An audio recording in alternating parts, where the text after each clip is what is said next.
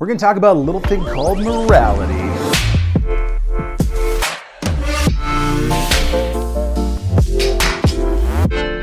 Hey, I'm Matt. This is Truth Snack, a channel that's designed to help you generate meaningful conversations with those you love.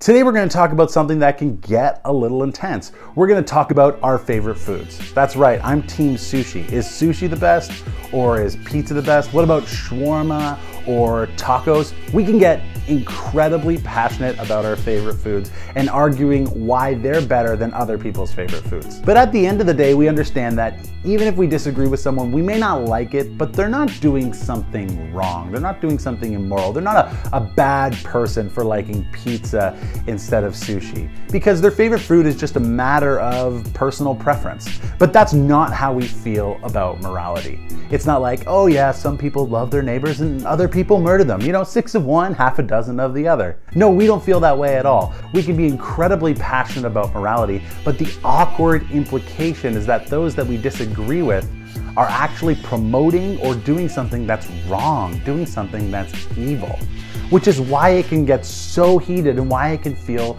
so personal. We've all been in tense conversations where people are discussing a specific moral issue, but I think that there's actually a broader question that we all need to answer that's actually going to be even more beneficial. Let me explain it this way. Right here is a delicious bowl of cream of celery soup. That's pretty good. Now, when I saw this bowl of soup, I wasn't confused. I wasn't like, what's that? No, I knew it was a bowl of soup immediately. But if you asked me to define soup, it's gonna get a little trickier. I probably would have said like a water or milk-based warm dish. But there are some issues there because some soups are cold. Like there's avocado soup. I know, have you heard of this? It's a nightmare, but it's a real thing. I'm gonna have another. And then there are even more questions of definition surrounding the density of the meat and vegetables in the soup. You know, when does it go from being soup to being stew? And don't even get me started on chowders and jambalayas. Here's the point. When it's easy to label something as soup, we don't think about the definition, nor should we. But when it gets hard to determine whether something is soup or something else, then we have to think really clearly about our definition of what makes something soup. And now I think that's a silly example for a serious subject, but I think it's really similar with morality. When it's easy to label something good or evil, we don't really think about the definition. But when it gets difficult, what we have to do is come back to our definition of morality. What makes something good? What makes something evil?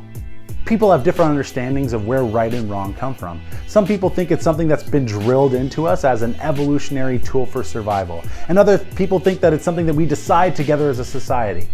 And then other people think that it's rooted in something transcendent, like a supernatural being. But the point is that your definition of morality, of what makes something right or wrong, is gonna determine how you categorize things as good or evil. So here's today's question. What do you think makes something right or wrong? If you enjoy the channel, make sure you subscribe, and if you like the video, share it with someone you love so you can discuss today's question. I hope to see you all next Tuesday. We'll continue to discuss what matters. See you then.